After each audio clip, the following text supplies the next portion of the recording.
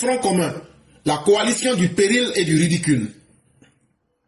Le Front commun que vous avez vu, et avec tout le mal qu'ils ont fait aux Ivoiriens, avant de vous dire quoi que ce soit, je préfère que vous écoutiez d'abord ceci.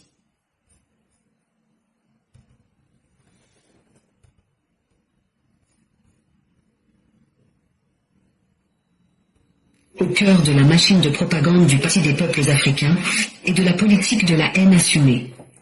À l'approche de l'échéance électorale qui s'annonce en Côte d'Ivoire, nous avons pénétré les canaux, groupes Telegram et WhatsApp, où s'élabore une stratégie d'incitation à la violence portée par des responsables, militants et cadres proches du parti de Laurent Gbagbo. Les éléments rassemblés ici proviennent de captures d'écran, d'enregistrements audio et de témoignages d'anciens participants et observateurs qui confirment un glissement grave d'une communication d'opposition vers une politique active d'envenimation des tensions.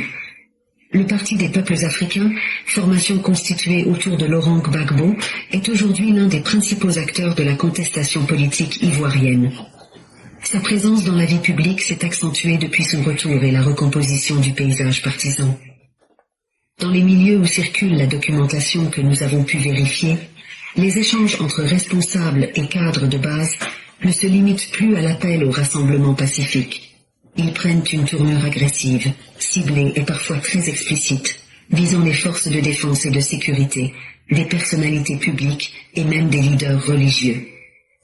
Ces messages ne sont pas seulement rhétoriques, ils servent de repères opérationnels pour des acteurs de terrain. Il faut les chasser.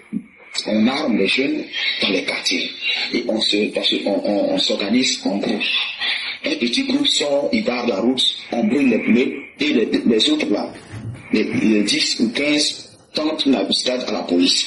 Dès qu'ils arrivent, on les abat et on récupère leurs armes, on se dissimule. On va faire comme ça dans Point d'Échec, 3 quartiers en une journée. Quand 3 cagots de police seront tués et vidés là, ils vont prendre conscience et ils vont se ressaisir. Et pendant ce temps, les armes qu'on a récupérées, on va donner ça aux autres patriotes. On y retrouve des appels explicites à la haine et des menaces contre des cibles et bâtiments identifiés. Des activistes bien identifiés, comme la révolte engagée, très proche du cercle des cadres de Laurent Gbagbo, appellent ouvertement à massacrer les forces de l'ordre. Même les commissariats brûlés le commissariat aussi, brûlés le commissariat, brûlés, chose, je sais pas combien de ça même, stations, brûlés tout. Ils n'hésitent pas à prédire le massacre de leurs alliés de circonstance, comme Guillaume Soro, l'ex-chef de la rébellion. Plusieurs captures d'écran et extraits audio montrent des consignes répétées. Certains messages vont jusqu'à évoquer l'élimination de membres des forces de l'ordre. Audrey, voilà, il faut passer le message. Là, maintenant, on passe, maintenant, on monte à la phase 3. À la phase des cocktails Molotov. Indéniable. Pourquoi? Parce que, on imbibe bien le tissu. Tu l'enflammes et tu jettes ça sur les forces de l'ordre. Voilà. Phase 3. Prise des cocktails Molotov en direction des forces de l'ordre. Et l'élimination d'une figure publique très connue, le pasteur Camille Makosso. Nous publions ces éléments comme preuves documentées obtenues dans des groupes privés. Ils montrent une escalade rhétorique qui passe de l'invective à l'apologie de la violence. Ces propos, lorsqu'ils sont relayés et amplifiés, servent 2 objectifs. D'abord, déstabiliser l'environnement sécuritaire en provoquant la peur. Ensuite, provoquer une mobilisation de masse à travers une invitation explicite aux jeunes à prendre la rue et à commettre des actes de destruction. Mais le message est passé. On va brûler les machines. On déplace, on va brûler. Marchés, stations-service, infrastructures hospitalières, supermarchés, et tout ceci selon les instructions de hauts responsables et communicants du parti. Les sources indiquent que nombre d'animateurs de ces canaux vivent à l'étranger, principalement en France et au Ghana, où ils coordonnent, souvent financent et orientent des groupes d'intervention avec des relais sur place en Côte d'Ivoire. Les messages montrent l'existence de fonds alloués à des missions locales et la création de cellules subversives prêtes à être déployées pour semer le trouble dans des communes ciblées d'Abidjan. Voilà, pour votre objectif, c'est de barrer les grands carrefours au niveau de Yopougon. Voilà, quelques-uns partent les carrefours et puis la majorité s'attaque à la Maka avec un cocktail molotov, des lance-pieds et autres. Parce que si on arrive à casser la Maka, à faire libérer les prisonniers, je pense que la peur va s'emparer de tout le monde et nous aussi sur la peur. Voilà, donc, que vous attaquez à la Maka, vous bloquez les carrefours. Voilà, le temps que quelques manifestants, le temps qu'ils dispersent les gens là-bas. Voilà, la majorité s'attaque à la Maka avec des cocktails molotov, les voitures lancent des choses sur le mur là. Si tout prend feu là-bas, voilà, les prisonniers eux-mêmes là, ils vont s'emparer. Ils auront peur, ils vont casser ça. Voilà, et puis, ceux de Bakori, des autres communes, convergent vers le plateau là-bas. Je pense que c'est une meilleure stratégie. Nous avons recoupé plusieurs types d'éléments. Capture d'écran de messages privés, Telegram, WhatsApp, où des consignes violentes sont explicitement formulées, enregistrements audio de réunions informelles, où apparaissent des appels au passage à l'acte. Témoignages d'anciens membres de groupes de coordination qui se sont désolidarisés et confirment l'existence d'un financement et d'une logistique. La stratégie décrite consiste clairement à attiser la haine, pousser à la violence, détruire des biens publics et provoquer un sentiment de chaos. Il faut incendier les stations d'essence là. Il faut les incendier.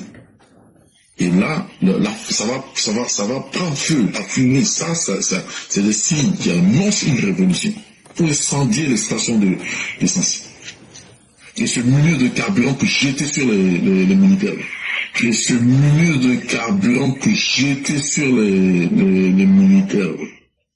La démocratie se protège aussi contre les voix qui appellent ouvertement à la violence. Les faits documentés ici exigent des réponses claires, rapides et proportionnées, dans le respect du droit. Cette enquête s'appuie sur des documents recueillis dans des groupes de discussion privés et des entretiens avec des sources.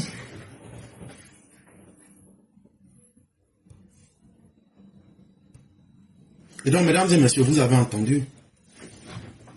Tout le monde a entendu. C'était du terrorisme pur. Quand on décide de s'attaquer aux hôpitaux, de brûler des stations-service, parce qu'en bas de chaque station, il y a un dépôt de carburant. Si vous brûlez ce carburant, imaginez une station qui prend feu. C'est tout un quartier qui peut brûler. En même temps, si vous détruisez cette usine qui faisait le transport du gaz, si vous mettez des gens qui arrivent à assassiner des policiers et des militaires, comme ils l'ont bien décrit, ça s'appelle quoi? C'est pas du terrorisme? Et toutes ces informations, on les a récupérées dans leurs différents groupes WhatsApp.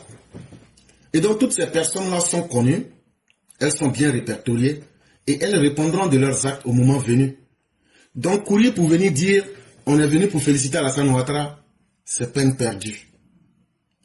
Il est aisé, après avoir soufflé sur les braises, de simuler la surprise devant l'incendie. Quand toi-même là, tu souffles le feu là, et puis le feu là, ça prend ta maison là, tu ne peux pas faire semblant d'être étonné. Pourquoi il y a l'incendie? Si tu n'avais pas soufflé le feu, l'incendie, le feu n'allait pas se propager. Cette séquence électorale d'octobre 2025 n'est pas une page d'histoire. C'est un scénario prémédité, rédigé d'avance par des mains expertes dans l'art du chaos. Sachez que 2025, tous ceux qui sont les maîtres du chaos, du désordre et de la violence, c'est eux tous qui se sont mis ensemble cette fois-ci pour mettre cette stratégie en place. Vous allez me demander qui sont les auteurs.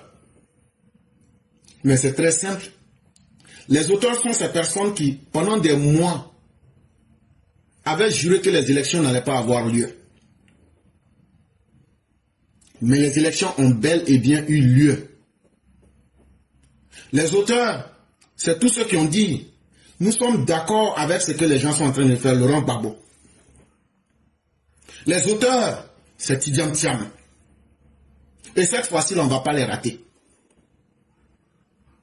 Parce que la violence qu'ils avaient prévue, l'apologie du drame et du chaos qu'ils avaient fait, n'eût été l'intelligence de nos autorités et la bonté divine, est-ce que vous n'avez pas vu à un certain moment beaucoup parmi eux quitter le pays? Parce qu'ils avaient bel et bien préparé une machine de destruction. Ils avaient mis en place tous les instruments du désordre. Et cela devrait conduire à ce qu'on puisse évoquer des milliers de morts, des blessés, que dans chaque famille, aujourd'hui nous soyons en train de pleurer et de couler les larmes.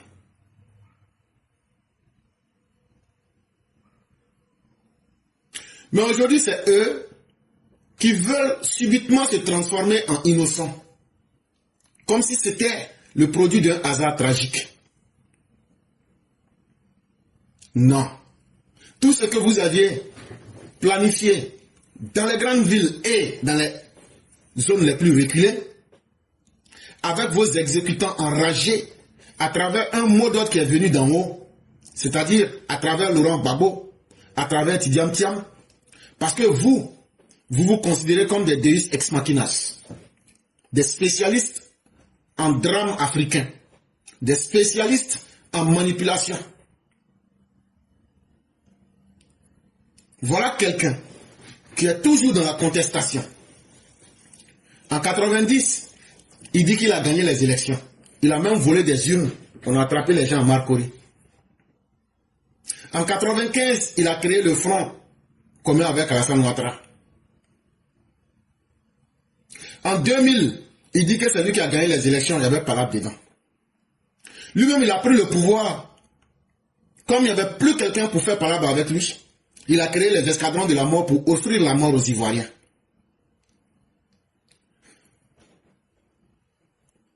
En 2005, il a volé un mandat. En 2010, il a perdu les élections. Il a offert à la Côte d'Ivoire une crise post-électorale. En 2015, il n'était pas là. L'élection s'est bien passée. En 2020, il est resté depuis Bruxelles. Ce qu'il dit aujourd'hui qu'il soutient là, il a aidé, il a planifié, il a conseillé les malfaiteurs. Lui et Bédier devaient se rencontrer en France. Il était dedans. Ça, on a appelé ça le CNT. En 2025, il est devenu le chef qui devrait imposer le drame et faire couler le sang des Ivoiriens en 2025. Ça là, ça fait 8 événements que je viens de vous citer. Et il y a une différence de 5 ans entre tous ces événements. Ça fait 40 ans. Laurent Gbagbo est en train de pourrir notre société. Ça fait bel et bien 40 ans. Laurent Gbagbo est devenu plus que nuisible pour notre société. Parce qu'en 2025, ce qu'il avait prévu, vous avez vu, moi je disais, vous qui êtes dans les gars, faites attention, faites attention. Dans leur stratégie, ils devraient brûler des villages, bloquer des routes,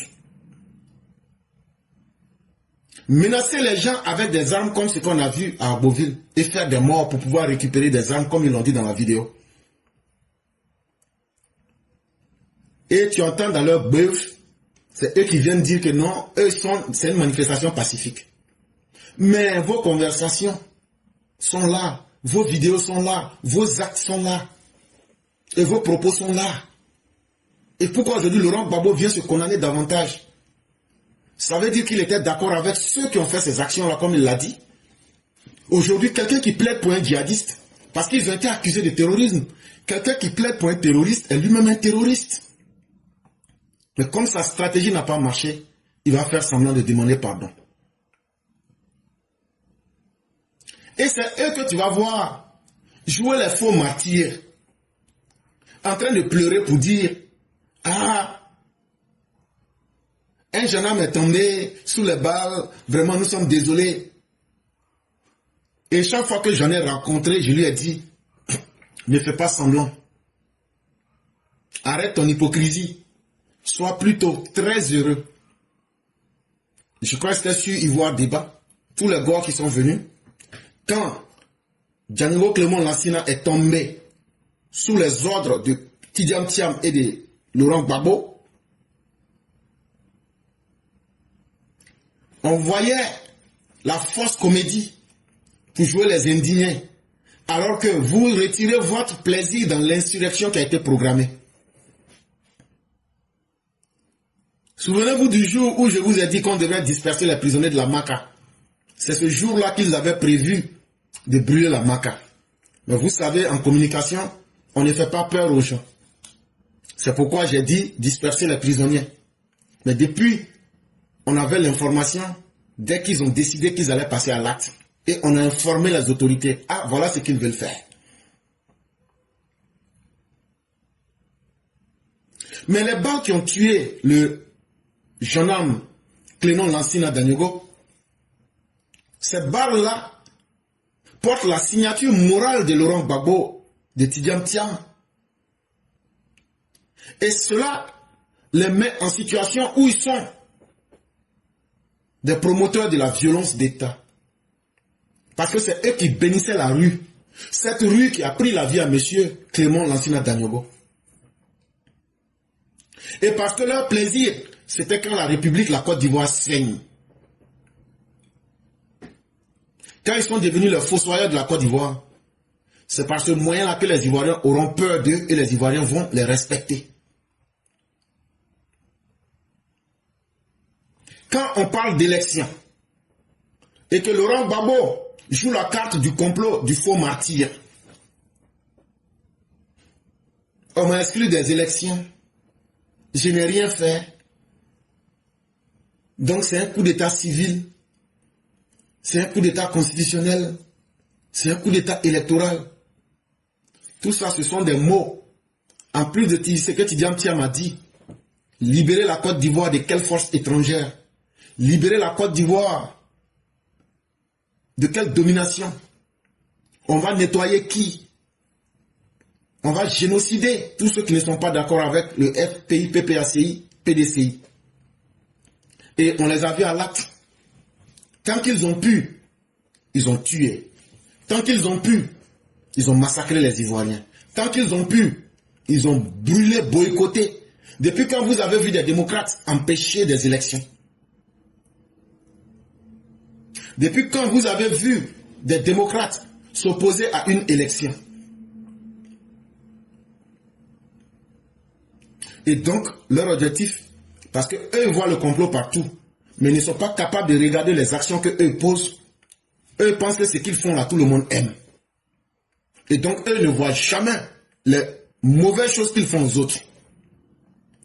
Et donc, pour se satisfaire mentalement et moralement, ils font du mal aux gens, mais c'est eux qui viennent dire qu'il y a complot contre eux. Ils veulent justifier leur anarchie par la rhétorique du martyr. C'est nous, on est les martyrs. On ne veut pas que nous soyons dans une élection dans notre pays. Et donc ça là, même si on fait du mal aux autres, nous on a raison. C'est nous les martyrs de la Côte d'Ivoire. On fabrique des héros posthumes pour dissimuler des calculs politiques. Mais Laurent Gbagbo doit savoir que c'est un terminé. Et le gouvernement du président Ouattara ferait mieux de comprendre ce que nous les Ivoiriens nous voulons aujourd'hui. Parce que nous n'allons pas étendre avec ce gouvernement. Et donc les erreurs que ce gouvernement a déjà faites, lorsqu'il était là, en termes de justice, en tout cas nous ne sommes plus prêts à accepter même une petite erreur. Il n'y aura aucune libération, il n'y aura aucune négociation, il n'y aura aucun pourparler, il n'y aura aucun dialogue. Et ce qui a commencé va s'accomplir jusqu'au bout. Si le gouvernement actuel veut utiliser notre méthode, c'est que c'est nous, on va devenir les opposants de ce régime. Et nous sommes prêts pour cela. Parce qu'on ne peut pas laisser en héritage le chaos aux générations à venir. On ne peut pas continuer à valider les mauvaises actions des hommes politiques. Les Ivoiriens ont déjà fait trop de sacrifices.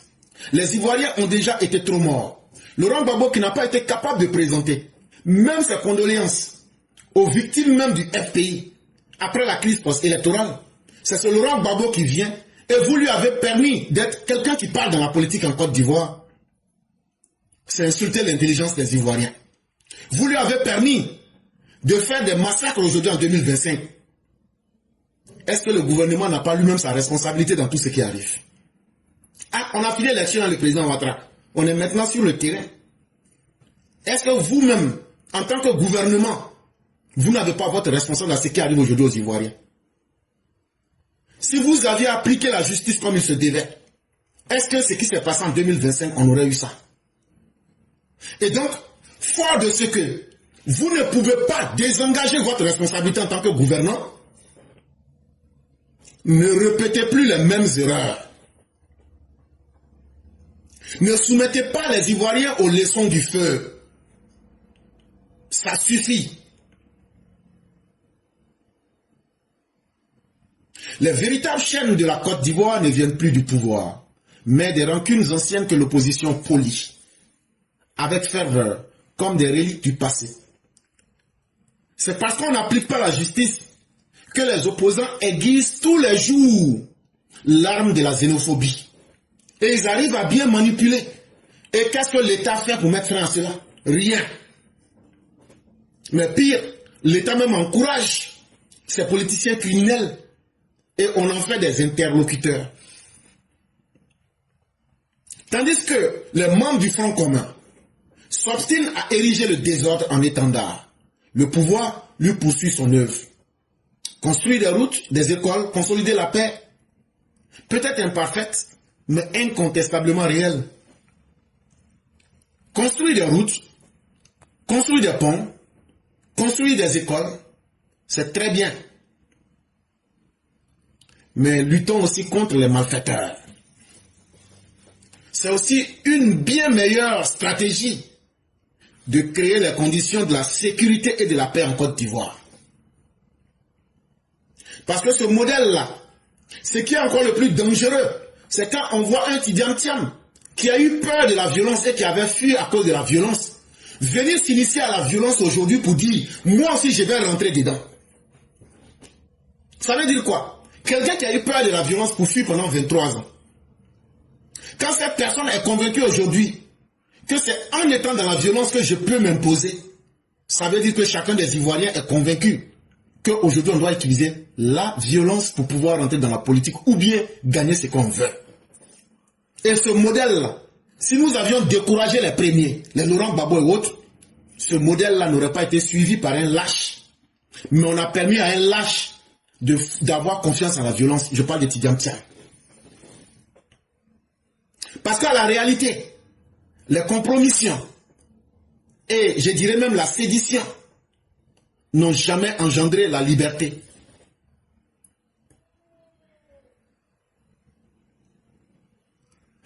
Elles n'ont enfanté que des orphelins et des illusions. Il faudrait que le gouvernement comprenne que la femme de notre gendarme Clément s'appelle aujourd'hui veuve. Et ses enfants s'appellent orphelins. Il ne faudrait pas que le gouvernement continue à se jouer avec nous. Et c'est pourquoi j'ai dit, nous allons tout faire à partir de cette semaine pour mettre quelque chose sur le papier, pour aller déposer ça chez le procureur et pour aller déposer ça chez le ministre Sanson Kambile. Parce que nous les Ivoiriens, cette fois-ci, si ce gouvernement-là doit nous tuer, nous tous là, le gouvernement de Alassane Ouattara là, c'est que vous allez nous tuer. Mais si ces criminels-là, vous tentez une quelconque réconciliation, ou même un quelconque pardon, ou même un quelconque dialogue, c'est que cette Côte d'Ivoire-là, nous aussi, nous allons nous mettre dans le même jeu que ces personnes-là. Et ça, nous ne sommes pas en train de nous amuser. On est en train de vous dire que nous en avons plus que marre. Et on ne va pas accepter que dans l'héritage politique d'Alassane Ouattara, on vient de dire qu'on a donné un héritage par incapacité, la violence, la sédition, le meurtre, les assassinats, et qu'on n'a pas été capable de combattre cela. On n'acceptera pas du banditisme politique. C'est ce que je suis en train de dire, et j'assume pleinement mes propos. On ne peut pas, au nom de quel peuple, attiser les braises, et quand le feu prend, on veut laver ses propres mains parce qu'on a fait une déclaration, parce qu'on a fait un document, parce qu'on a appelé le président pour lui dire tu as gagné, c'est bien. Et ceux qui sont morts là, prenez votre téléphone, redonnez-leur la vie. Même vos partisans que vous avez mis en situation où ils sont morts là, prenez le même téléphone, appelez pour dire bon, revenez à la vie, puisque vous les supportiez. Les magasins des gens que vous avez cassés là, après, prenez vos téléphones, appelez, et puis dites aux marchandises là de revenir dans leur magasin. Vous détruisez la vie des autres, et au nom de la politique, on doit vous pardonner, ça suffit. La stratégie terroriste de Laurent Gbagbo et de Tidjane Thiam, c'est une stratégie de déstabilisation systémique et de trahison à la nation. Eux, ils ont transformé le djihadisme aujourd'hui en un système. Et les exemples sont là. Dans la nuit du 22 octobre au 23 octobre 2025, qui n'a pas vu cette hydre politique née des ambitions toxiques de Laurent Gbagbo, de Tidjane Thiam et de Pascal Affi-N'Guessan? Et ils ont frappé une fois à la Côte d'Ivoire. 5 camions de remorques réduits en sonde sur la route de Dabou. Entre Dabou et Grand Lao. On s'en fout de ceux à qui ces camions appartenaient. On s'en fout de la situation de la population. Ces camions ont été incendiés par des miliciens aux ordres de Tidjane Thiam, aux ordres de Pascal Affi-N'Guessan, aux ordres de Laurent Gbagbo. Et comme ils ont imposé une méthode pour faire peur aux Ivoiriens, ils ont aussi engagé sur le terrain des mercenaires qui devraient rentrer dans une guerre asymétrique, aller attaquer des centres de transfert de gaz, aller brûler des écoles, aller brûler des stations et disparaître. Et comme ça, s'attaquer comme de la même manière que les djihadistes font, s'attaquer aux forces de l'ordre. Et les exemples sont là. Quand vous partez aux abords des villages de Boubouri et d'Aboville, les faits sont là. C'est là-bas qu'ils ont exécuté le gendarme Clément. Mais ce que beaucoup ne savent pas, ce sont les putschistes de Bamako et de Ouagadougou qui ont financé et qui ont fait venir les exécutants de ce qui s'est passé à Boville. Ce qui s'est passé à Boville, là, je dis et je le répète, c'est Assimi Goïta avec Ibrahim Kaka, c'est eux qui ont financé Laurent Gbagbo et les malfaiteurs sur le terrain, c'est eux qui les ont financés. Et ils ont recruté des Maliens et des Burkinabés qui sont rentrés. C'est eux qui ont tué le gendarme là. C'est vrai, ceux que vous avez vus ont participé. Mais ils ne sont pas les seuls. Aujourd'hui, on peut vous dire ça. Ils ont leurs complices ivoiriens. On les a vus. Mais quand ces complices ivoiriens, quand on a retracé, il y a des Maliens et des Burkinabés qui ont été arrêtés. Quand on leur a demandé qui vous a financé, ils disent voilà, ça remonte pour aller à Bamako et à Ouagadougou.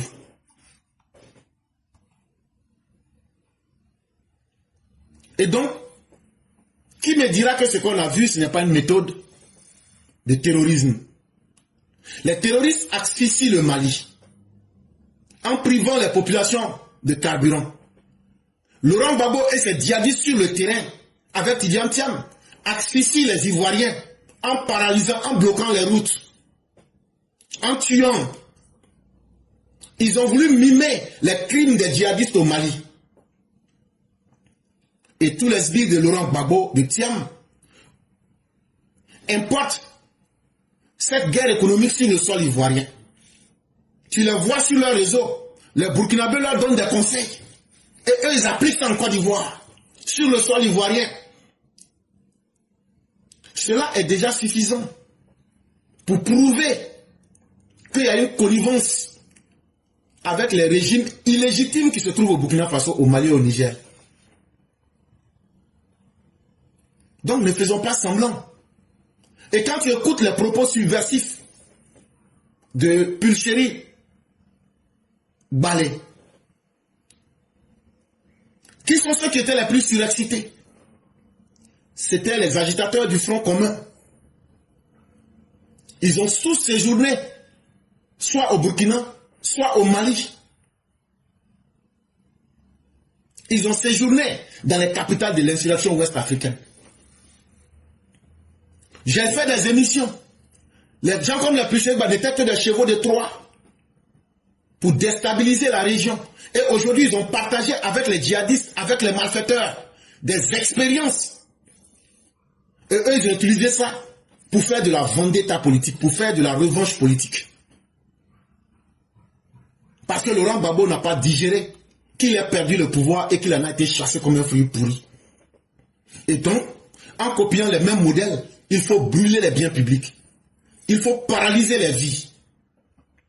Mais bien sûr, c'est ça le djihadisme. C'est ça le terrorisme. Mais leur crime ne se limite pas simplement à brûler des biens logistiques nationaux. Ils ont aussi brûlé des bus à Koumassi. Ils ont brûlé 13 bus. Ils ont saccagé des commerces à Yamoussoukro. Ils ont essayé de paralyser l'économie nationale en bloquant les routes dans l'ouest du pays pour que l'économie nationale puisse prendre un coup. Ils ont ciblé l'économie au nom de leur haine politique calculée pour mettre tous les Ivoiriens en situation. Si on bloque les routes et que tout ce que vous prenez pour vous nourrir n'arrive pas à passer, eux ils avaient déjà calculé. Et donc derrière chaque bus qui était brûlé, derrière chaque entreprise qui était pillée, derrière chaque camion qui a été réduit en torche, on voit clairement le visage de ceux qu'ils ont poussés pour être les commanditaires. Je vous parle de Damana Adia-Pikas. Je vous parle de Pulcheri Balé. Je vous parle de Gervais Bogasako. Je vous parle de Tidiam Thiam lui-même. Je vous parle de Laurent Gbagbo. Et je vous parle de bien d'autres personnes. Parce que, en réalité, le chef, le patron qui décidait et qui donnait des ordres, c'est Laurent Gbagbo, c'est Tidiam Thiam et c'est Pascal Affi-N'Guessan. C'est ce qu'il faut qu'on dise aux Ivoiriens. Et quand il a fini encore, il voulait fuir. Le même Affi-N'Guessan. Mais on lui a dit, il faut rester. Tout va se passer cette fois-ci devant tout le monde. Leur objectif était très clair. Là où ils ne peuvent pas gagner dans les urnes, il faut imposer la terreur. Là où le débat démocratique les marginalise, où ils n'ont pas d'argument, il faut déployer la violence de leurs miliciens. Parce que tous leurs miliciens ne sont pas encore morts. Hein? Et c'est ça. Quand ils ont pu reconstituer leurs miliciens, là, c'est ça qu'ils ont appelé la sécurité. Là. Bon, face à toute cette destruction, n'eût été la vigilance des forces républicaines, la Côte d'Ivoire serait aujourd'hui dans les abîmes. Mais cela ne suffit pas.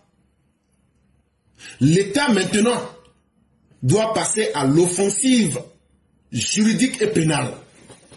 L'État doit condamner fermement ces malfaiteurs, qui qu'ils soient et quel que soit ce que les uns et les autres diraient. Nous voulons que ces personnes partent en prison et que, dans le meilleur des cas, elles puissent mourir en prison. Il faudrait que le gouvernement du président Alassane Ouattara arrête de saboter la justice comme ça a été fait dans les 15 premières années. Parce que avoir droit à la justice, là, c'est un droit souverain. Et la justice doit être un instrument juridique international en faveur de tous les citoyens. Ce n'est pas à l'État d'apprécier le mal qui a été fait et décider qu'il faut pardonner à telle personne. Il n'y aura aucune amnistie, il n'y aura aucun dialogue, il n'y aura aucun compromis, il n'y aura rien. Si l'État de la Côte d'Ivoire actuellement se met dans un tel dispositif, c'est que l'État lui-même a décidé de se foutre de la souffrance des Ivoiriens et nous allons prendre nos responsabilités. Nous exigeons que l'État prenne des lois pour disqualifier immédiatement, pour au moins 20 ans, tous ceux qui ont été des instigateurs, tous ceux qui ont été des exécutants, qu'on prenne une loi spéciale pour les bannir de la politique pendant 20 ans. Si on n'arrive pas à les mettre en prison et que leurs actes sont là et que tout le monde voit, on doit être capable de prendre une loi pour les disqualifier de la politique définitivement ou bien tout au moins pour 20 ans. Si on veut lutter contre la violence, ça ne se passe pas seulement sur le terrain, mais ça doit se passer dans les lois. Et il est temps aujourd'hui qu'on puisse convaincre les politiciens que celui qui va utiliser la violence va se disqualifier. Et donc nos députés qu'on va aller voter là, Prenez une nouvelle loi pour dire tous ceux qui vont prendre la violence pour l'imposer aux Ivoiriens, si on les reconnaît parfaitement, ils seront disqualifiés de toute compétition politique pour 20 ans. Vous allez voir que plus personne ne va utiliser encore la violence. Il faut qu'on bloque leurs comptes. Tous les dégâts qui ont été faits là, on n'a qu'à enlever dans leurs comptes pour payer d'abord les dégâts. Ça sera une sanction administrative, mais ça sera aussi d'importance. Et le dire clairement à la population.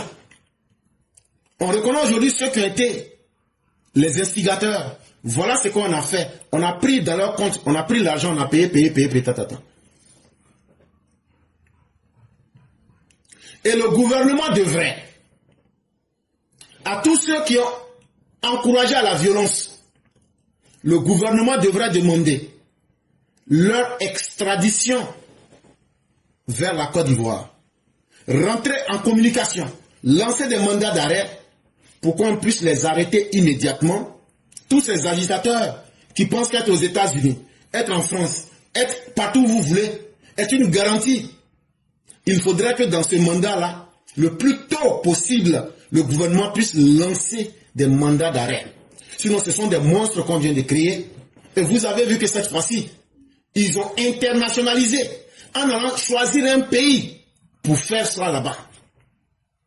Ça veut dire qu'ils ont gagné en expérience. Si nous n'appliquons pas les lois pour décourager ces agitateurs et ces exécutants, c'est que nous-mêmes là, tout ce qui va nous arriver, ça sera d'abord notre incapacité, mais ça sera aussi notre manque et notre incapacité à anticiper sur les événements. Tout le monde sait ce qu'ils ont fait, tout le monde sait ce qu'ils ont dit, toutes les preuves sont là. Et ces actes ne doivent pas rester impunis. Quand tu joues avec le feu et que tu veux créer la guerre civile pour mettre en danger 30 millions d'Ivoiriens, on ne doit pas s'amuser avec ces personnes. On doit saisir la communauté internationale. On doit saisir l'ONU. On doit saisir l'Union africaine. On doit saisir l'Union européenne. On doit toucher les organisations de défense des droits de l'homme comme Amnesty Côte d'Ivoire pour leur dire, voilà les dossiers accablants que nous avons contre XY. L'État en a les moyens. Et on va apprécier leur silence ou bien leur complaisance. Et on va juger de leur complicité morale.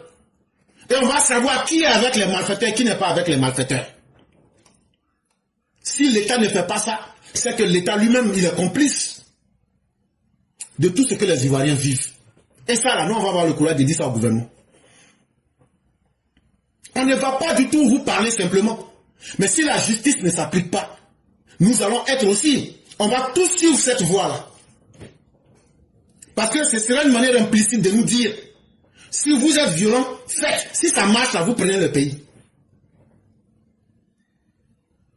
En tout cas, si la justice ne s'applique pas dans sa rigueur, on ne demande pas de compromis.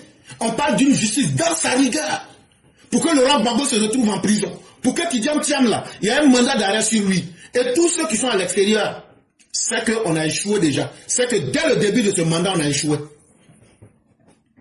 Je le dis et je le répète.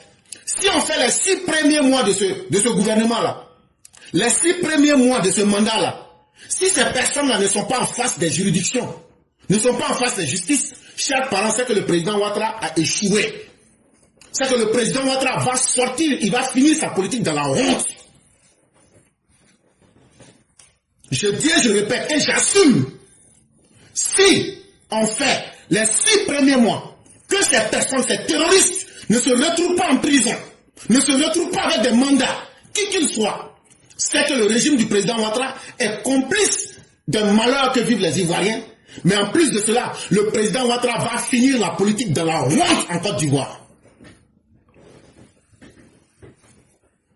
Et donc c'est à lui-même de choisir, c'est à ses collaborateurs de faire un choix. Parce que nous-mêmes, on va devenir vos ennemis. Nous-mêmes, on va devenir un problème pour vous. Et si c'est ce que vous voulez, nous sommes prêts à vous offrir cela. Parce que le peuple en a payé trop.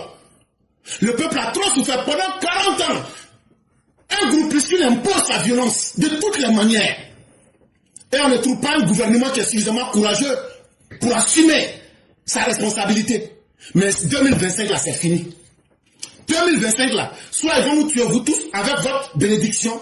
Et donc ce sont les terroristes là qui vont prendre le pays. Mais on ne peut pas continuer à terroriser un peuple. On ne peut pas avoir un gouvernement qui a été élu avec toute la force de la loi et vous allez ruser avec nous. On ne va plus manger de cette sauce. Le temps n'est plus aux avertissements. Le temps n'est plus aux accommodements. Chacun sait ce qu'il a fait. Chacun sait ce qu'il fait. Le temps, ce régime et ce gouvernement-ci doit être dans l'action judiciaire ferme, chirurgicale et irréversible. C'est pour cela que nous vous avons élu, Monsieur le Président. C'est pour cela que nous avons bravé les malfaiteurs en mettant la vie de nos parents en danger, en invitant nos parents à sortir malgré qu'on pouvait tirer sur eux. Donc, Monsieur le Président, nous n'allons pas négocier avec vous sur la question de la justice. Ah oui, nous n'avons rien à vous reprocher sur le développement, sur la stabilité du pays. Mais nous n'allons pas accepter que vous nous donnez en héritage la culture de la violence politique, alors qu'on a eu confiance en vous. On a mis la vie de nos parents en danger. Allez voter. Et si on tirait sur nos parents?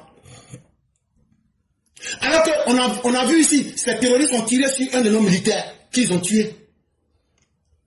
Ces terroristes ont détruit les biens privés. Et donc c'est comme ça qu'on va vivre indéfiniment. Nous ne voulons plus de ce modèle. Et il est temps maintenant, c'est nous, on va décider. Si vous n'arrivez pas à faire ce que vous devez faire, c'est que nous, on va devenir les ennemis de ce gouvernement. On préfère vous dire ça dès le début. Parce que pendant trop longtemps, vous avez joué avec la justice. Et on a été suffisamment patient. Mais cette fois-ci, on n'aura pas de patience. Tous les ennemis intérieurs et ceux qui sont à l'extérieur doivent se retrouver devant la justice. Et de manière très ferme, très implacable, irréversible et chirurgicale. Le monde entier peut crier. On va leur dire simplement, est-ce que dans votre pays vous acceptez cela? Dire cette vérité à un gouvernement qu'on aime n'est pas une trahison. C'est un devoir de vérité qu'on doit dire aux Ivoiriens. C'est nous aussi, on a dit aux gens, allez voter pour que cette machine de la violence ne puisse pas s'instaurer en Côte d'Ivoire. Mais en disant à nos parents de sortir, quand on vient leur dire le piège est là aujourd'hui, vous pensez que quand j'ai coulé de larmes hier, c'est plusieurs sentiments qui m'ont traversé. Parce que c'est dans un risque qu'on a mis nos parents. Les gens pouvaient tirer sur nos parents. Mais on a pris le risque de leur dire allez voter. Si on leur explique tout ce qu'on explique aujourd'hui, les gens ne seraient pas sortis. Et dès le début là, moi je ne vais pas trahir. Mais si vous ne faites pas la justice, Monsieur le Président Alassane Ouattara, c'est que vous allez finir en traite de la République. Et vous allez finir dans la honte. Et donc c'est à vous de faire le choix que vous voulez. Mais en tout cas, nous les Ivoiriens, nous avons pris une position qui est ferme. Justice ou rien. Les crimes de Laurent Gbagbo doivent être punis. Les crimes de Thiam doivent être punis. Le crime et les crimes de toute leur cohorte, de tous ceux qui se sont rendus coupables de quoi que ce soit, doivent être sanctionnés par la loi, sans faiblesse et sans délai. Il faudrait que ça commence le plus tôt possible. Sinon, si on fait 6 mois, 3 mois, c'est que vous, le président Alassane Ouattara, vous serez considéré comme un traître à la République. Vous serez considéré comme un ennemi de l'avenir des Ivoiriens. Et ça, nous n'allons pas vous pardonner. Et donc, si déjà, hier, vous avez été confirmé là, on va vous dire aussi ce que nous, le peuple, on veut. Si tu es là pour le peuple là, c'est qu'on te demande aujourd'hui, c'est la justice. Tu n'as plus rien à prouver, tu n'as plus rien à perdre. Tu ne seras pas aux prochaines élections. Donc les décisions les plus dures, c'est maintenant qu'il faut les prendre. Parce que l'avenir de la nation exige aujourd'hui qu'on puisse enlever certaines mauvaises graines de notre politique. Mesdames et messieurs, c'est là que nous nous arrêtons. Je dis merci à tous ceux qui nous ont suivis. Merci de continuer à nous faire confiance. On va écouter l'édito de Mère Blanc. Et lorsqu'on aura fini l'édito, avec le peu de temps qui nous reste, on va vous permettre de pouvoir appeler. Mais soyez simplement patients avec nous et on va essayer du mieux que nous pourrions. On va essayer de vous donner la parole. Et donc, on va écouter d'abord Mère Blanc dans son édito. Merci infiniment à toutes et à tous. Le temps de l'amusement est derrière nous. Il faudrait que nous soyons réellement sérieux pour ne pas laisser en héritage le désordre aux Ivoiriens. Et cela commence par la fermeté de nos lois. Bonjour éclaireur pro vérité, bonjour à tous mes condisciples de l'honorable classe éclaireur pro vérité. Mon édito aujourd'hui a pour titre c'est Lionceau. Dans l'écurie éclaireur pro vérité habite un lionceau qui incarne cette citation de Pierre Corneille qui dit qu'aux âmes bien nées, la valeur n'attend pas le nombre des années. Il y a environ 6 ans, il a rendu leur sommeil à ceux qui l'avaient perdu aux heures chaudes, les plus chaudes de la vie sociopolitique de notre pays, la Côte d'Ivoire. Nous étions des centaines qu'il rassurait avec cette phrase « Ne vous en faites pas, faites confiance au président Ouattara ». Et comme des enfants dont le père les rassure, nous allions au lit. Lui, il nous a ainsi portés. Lui, il a su nous rassurer. Mais lui, qui le rassurait? Nous l'avions pris pour un psy qui écoute et qui soulage. Mais qui connaît mon fils éclaireur pro vérité? Personne en fait. Personne ne peut se targuer de savoir qui il est dans le fond. Pour nous, il a dominé ses propres doutes. Ses propres questions sont peut-être restées sans réponse, mais il a su toujours se montrer à la hauteur. Tel un guerrier intrépide, il a mené la guerre, une guerre sans répit contre la médiocrité, contre des politiciens qui n'en sont que de nom. Ces personnes qui n'ont que pour seule arme politique la violence. Comme cela, il a enfilé son carquois rempli de flèches, son arc. Sa force, il ne rate jamais sa cible. Mon guerrier à moi, mon lionceau, qui malgré son jeune âge, donne la quiétude au reste de la meute. Hier, alors qu'il venait de toucher du doigt la victoire de son idole, pour qui il a tout donné, il a posé l'arme et a exprimé sa joie à sa manière. Et tout à coup, je l'ai redécouvert et j'ai reconnu encore une fois un humain, un être empathique, un homme respectueux, une âme honorable, une personne fidèle. Continuez mon fils, qu'est-ce que je vous aime. Merci et à bientôt. Que pourrais-je dire autre que merci maman? Merci à vous les Mao, merci à vous les Chao, merci à ces âmes fortes et brillantes qui n'ont cessé de nous convaincre que nous étions sur la bonne voie. Parce qu'en vérité, seul, je n'aurais jamais pu franchir certaines difficultés. C'est ensemble, comme j'aime à le dire, que nous avions réussi cela. Et moi, je ne l'oublierai jamais de rendre hommage à chacun et à chacune des EPV. Mère Blanc qui vient de parler, il y a combien d'humiliations que vous n'aviez subies? Ici, on vous a insulté dans votre intimité. Il y a des choses qui forcent la fidélité. Il y a des événements qui forcent la fidélité. Au moment où nous étions traités comme des parias parce que incompris, il a fallu qu'il y ait des hommes, des femmes, comme chacun d'entre vous les EPV pour dire tu es sur la bonne voie. Il a fallu aussi la bonté même du président Alassane Ouattara. Parce que c'est un homme bon, c'est un homme juste. Et d'aucuns avaient voulu salir son héritage. Au sein même du RHDP, il a fallu que nous sortions pour venir dire non, la saignée ne va pas continuer. Naturellement, quand tu combats quelqu'un qui est en train de faire du mal, la personne va te présenter comme un ennemi, comme un malfaiteur. On a subi ici tous les noms d'oiseaux. Mais celui qui a la vérité n'a pas besoin d'avoir peur. n'a pas besoin de s'inquiéter. Parce qu'une seule chose suffit. Ce sujet-là s'appelle le temps. Et avec le temps, comme ils sont venus dire ici, ah, ce que tu disais, maintenant on voit, c'est vrai. C'est parce que nous sommes restés fidèles à la vérité. C'est parce que nous sommes restés fidèles à la dignité. Ce que chacun de nous mérite, chacun de nous l'obtiendra. Et ce que chacun de nous ne mérite pas, chacun de nous n'aura pas cela. Soyons comme les stoïciens. Prenez la vie de la manière la plus simple.